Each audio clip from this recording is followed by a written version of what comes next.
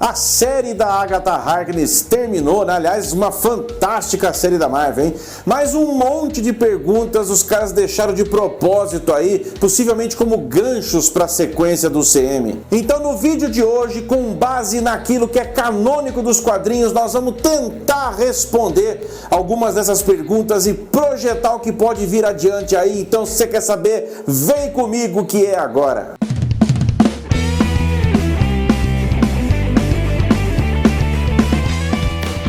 E aí galera, Spótico na área, eu sou o André Murer e desejo que você esteja bem demais. Depois do estrondoso sucesso de Agatha desde sempre, né? A gente, nossa, como foi muito bacana percorrer o caminho das bruxas junto com eles, né? Ainda mais agora que a gente sabe que esse caminho era uma farsa da própria Agatha, mas que o próprio Vicano transformou em realidade, né, usando os poderes dele. Mas o grande lance é que agora é a hora da gente falar do que ficou sem resposta na série e teve várias perguntas sem respostas. Falando primeiro dos quadrinhos, né, vamos entender um pouquinho, pelo menos de maneira resumida, o que é canônico, né? Falando primeiramente da Agatha Harkness. A Agatha Harkness é um personagem, mais um de tantos personagens criados pelos dois monstros dos quadrinhos, desenhistas aí, Stan Lee e Jack Kirby, e a primeira vez que a Agatha Harkness apareceu nos quadrinhos foi na edição número 94, em janeiro de 1970, edição 94 do Quarteto Fantástico,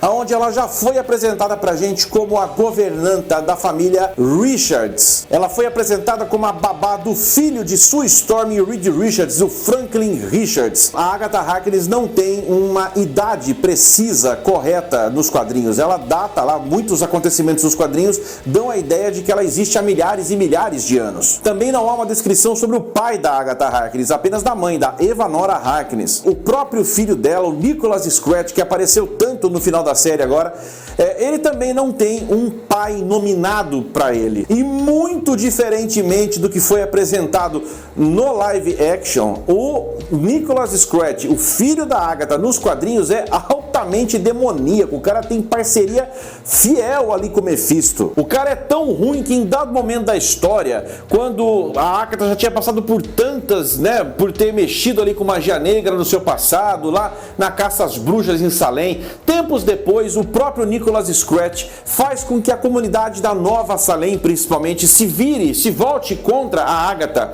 e bota na cabeça de todo mundo que a Agatha é uma traidora porque ela optou por viver a vida dela fora da comunidade das bruxas. E o próprio filho dela, o Nicholas Scratch, organiza uma busca e apreensão na Agatha, consegue prender ela, traz de volta, ela é julgada e ela é morta pelo próprio filho. Ainda nos quadrinhos, depois desse acontecimento, a Agatha não morre totalmente, ela apenas desencarna do seu corpo e se torna uma fantasma, aí sim, muito parecido com o que aconteceu na série. E fantasma, ela contém os seus poderes, né? E ela começa a encontrar um jeito de agir também, ainda que como fantasma. Nesse momento, então, é quando ela conhece nos quadrinhos a Feiticeira Escarlate e ela consegue, através de uma amizade que elas fazem ali, a própria Feiticeira Escarlate, contando com a ajuda de outros heróis, vão lá para Salem enfrentar lá o Nicholas Scratch e eles conseguem derrotar o Nicholas Scratch, mandando o Nicholas Scratch inclusive para uma outra dimensão, a dimensão sombria. Nesse momento a amizade entre as duas, Agatha e Wanda, era tão grande que a Agatha se torna uma tutora, uma mentora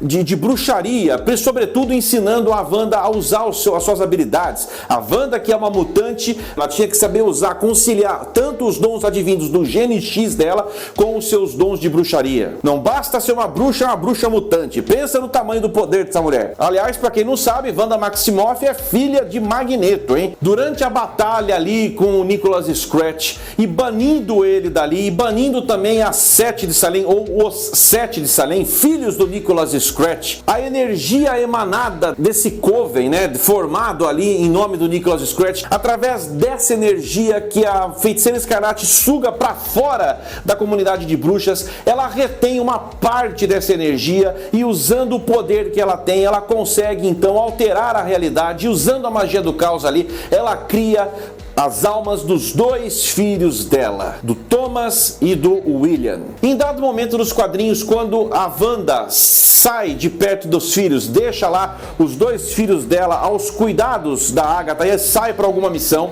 Sempre que o foco da Wanda estava direcionado para outra coisa, a Agatha começou a perceber que os filhos desapareciam, voltavam, desapareciam. E foi aí que, usando as habilidades dela e todo o poder dela, que sim, a Agatha é uma bruxa muito poderosa também, ela se dá conta e descobre então que os filhos da Wanda Maximoff eram originados a partir de energia e com fragmentos da alma do próprio Mephisto. Quando o próprio Mephisto se dá conta disso e reivindica, traz para si, incorpora de novo esses fragmentos que lhe foram roubados, nesse exato momento os dois corpos dos dois filhos da Wanda Maximoff desaparecem. E mais do que rapidamente, imaginando o tamanho do problema que isso seria, as consequências altamente catastróficas que seriam para Wanda Maximoff ficar descontrolada, a Agatha, amiga dela nos quadrinhos e mentora dela, corre e apaga as lembranças da Wanda, fazendo com que ela não se lembre mais dos seus filhos. Isso, claro, que dura por um bom tempo, mas em dado momento da história ela se lembra dos filhos e aí ela acontece mesmo, ela fica louquinha, surtada, e acontece toda o arco que a gente conhece como Vingadores a Queda e depois Dinastia M, onde ela acaba com boa parte dos Vingadores, acaba com o Mutante e, nossa, e depois tem todo um embate, ela é derrotada e ela desaparece. Muitos dão ela como morta, foi muito difícil derrotar a Feiticeira Escarlate. Foi um dos arcos mais impactantes que a Marvel tem até hoje. Nesse sentido, então, com a Wanda desaparecida, em meados dos anos 2000, agora a Marvel soltou um arco nos quadrinhos chamado A Cruzada das Crianças, que é exatamente isso. A mentora Agatha Harkness ajudando o Billy Maximoff a encontrar primeiramente o seu irmão Tommy Shepherd, que é o Celery, né, Vicano e Celery, para daí então eles irem ao encontro e buscar a sua mãe, que nesse momento agora sim traçando uma relação com o UCM, é o que está acontecendo, né? Quando ela se sacrifica no Monte Undagor, na Trânsia, né? Lá o Templo do Kiton, acabando com o Darkhold ali. O corpo físico dela pode ter ido pro brejo, mas a alma da Feiticeira Escarlate com certeza sobreviveu. E eu aposto grandiosamente as minhas fichas que a Marvel está adaptando a Cruzada das Crianças e serão os dois filhos que vão achar ela e ressuscitar ela. O Billy Kaplan dos quadrinhos, que na série foi interpretado pelo William Kaplan, né? É mais ou menos isso que acontece mesmo, né? Ele, quando tá ali morrendo, né? Vagando por ali, ele acaba achando um receptáculo, um corpo vazio e habita aquele corpo. A única coisa, a diferença é que nos quadrinhos isso acontece desde muito cedo, muito criança, né?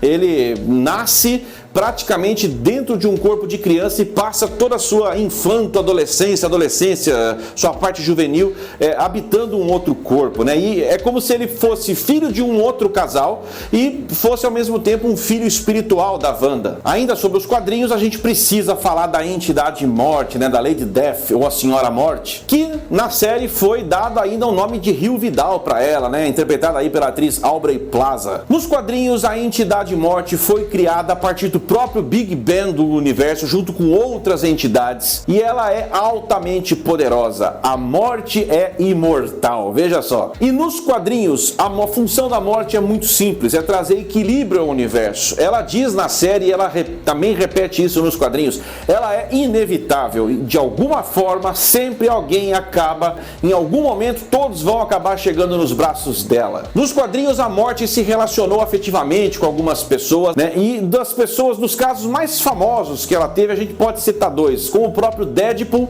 né? E principalmente com o Thanos. Com o Thanos, ela aparece para ele ainda com ele muito criança, ele que era vítima de bullying, né? Porque o Thanos, ele tem lá uma alteração genética que deixa ele daquele jeito que ele é, com aquela aparência, e ele era vítima de muitos bullying no planeta dele, em Titã, e ela incentiva o Thanos, ainda jovem, a praticar as suas primeiras mortes, os primeiros assassinatos. O Thanos era tão morto de amores, olha só, morto de amores pela morte, que ele chega a amaldiçoar o Deadpool com a imortalidade para que a Morte não se interessasse mais por ele. Porque a Morte começou a se interessar pro Deadpool, né? Porque a mutação mutante dele, ele sempre estava ali em situações de quase morte, mas ele voltava. Quase morte, mas ele voltava. Então, justamente quando ele ia para quase morte, ele chamava a atenção da Morte, a Morte chegava perto dele, e isso deixava profundamente com raiva o Thanos, cheio cheio de ciúmes, ele então manda uma maldição, né, pra cima do Deadpool e fala: a partir de agora você vai ser imortal, você não vai morrer,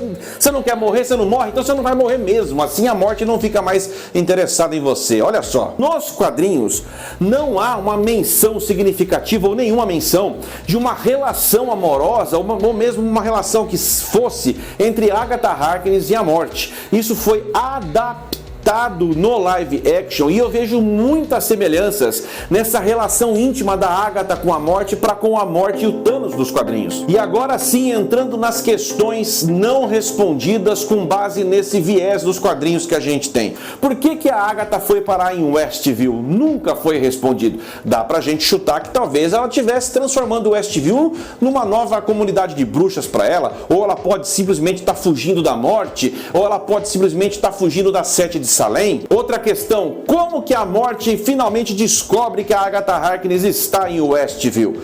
Muito possivelmente porque ela sentiu a presença da Sete de Salem indo atrás dela para matar a Agatha, e a morte sente o cheiro de morte. E foi assim que talvez ela deva ter encontrado a Agatha. Isso também não ficou claro na série. Como que a morte conseguiu ir para dentro desse caminho criado a partir dos poderes do Billy, né?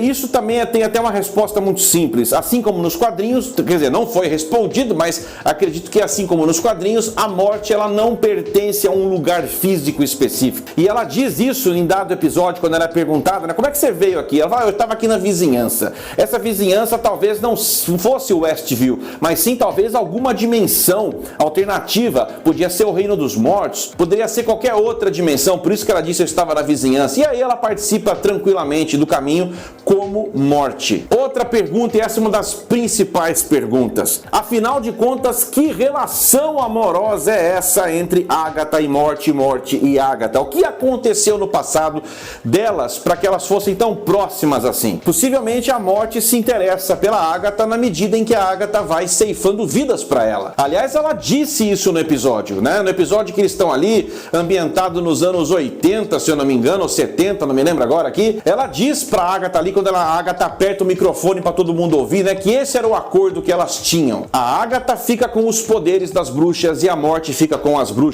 Aliás, uma pergunta que eu faço também, né, acho que muita gente deve estar fazendo, é sobre o Darkhold. O Darkhold só foi citado e não apareceu, né?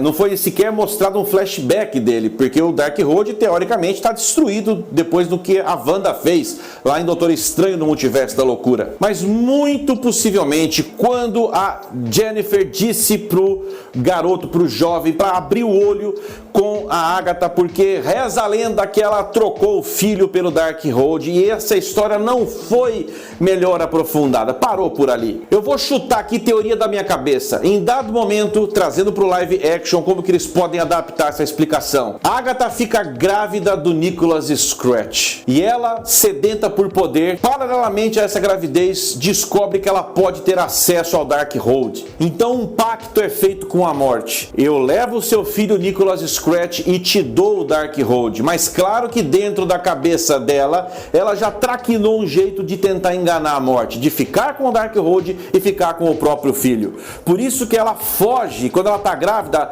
o episódio mostra ela fugindo pro meio das árvores ali, ela tá fugindo, ela quer ter o filho dela isolada, para ninguém ver, mas ninguém escapa aos olhos da morte. Então possivelmente naquele momento o Darkhold podia estar escondido em algum lugar e a morte veio cobrar o que era dela, mas morrendo de amores pela Agatha e por tudo que elas viveram no passado, é aí que a morte concede a ela então um tratamento especial e dá 6 anos de vida pro Nicholas Scratch. Assim nós teríamos a explicação do porquê o Darkhold estaria de posse da Agatha quando dos acontecimentos da série WandaVision. E naquilo que pareceu um plano totalmente arquitetado por ela, desencarnar do corpo dela para voltar como fantasma, a gente nunca pode esquecer que na série, por várias vezes, a Agatha e a morte tentaram se beijar durante os episódios e elas nunca conseguiam. Na única vez em que isso foi possível, a morte, a essência da morte, foi sugada pelo dom da Agatha, e a essência da morte levou a Agatha à morte. Para tirar a morte de cima dela, porque a morte não iria sossegar enquanto não a levasse. Então ela engana a morte mais uma vez, volta como fantasma e ela vai começar uma nova jornada enquanto Agatha Harkness, sendo mentora então inicialmente do Billy Maximoff, para depois ser mentora do Celery também, né, do Tommy Shepherd, e aí possivelmente ao encontro da Wanda. O grande lance é que essa série termina com todos esses ganchos abertos de propósito para que os caras deitem e rolem em cima de um baita de um roteiro que eles conseguem fazer a partir de agora. Tá chegando a D23, é nesse final de semana, e nós aqui do Spótico, eu aqui e o meu parceiro Eric, compadre que tá atrás da câmera aí, dá um alô aí, Eric. Oi, é nóis, hein? Aí, ó, Spótico da área. André e Eric aqui, estaremos na D23 e vamos colher o que for possível de informações, quais os anúncios que os caras vão fazer. Vem anúncio aí sobre alguma série do Celery, vem algum anúncio sobre algum filme solo da Feiticeira Escarlate, mais alguma novidade sobre a série do Visão que vem por aí, algum outro estrondoso anúncio do universo do CM. Puxa, fica ligado com a gente, porque o que a gente pegar lá, a gente vai trazer um resumo aqui na semana que vem do que rolou na D23, hein? Só te peço então que você fique com a gente, ajuda a espalhar o nosso trabalho aqui dentro. Precisamos demais desse compartilhamento de vocês, do like de vocês aqui e principalmente da inscrição. Ajuda esse canal a crescer e eu só tenho a agradecer a vocês, galera. Fiquem bem, se cuidem, a gente vai se ver sempre no próximo vídeo. Spótico na área.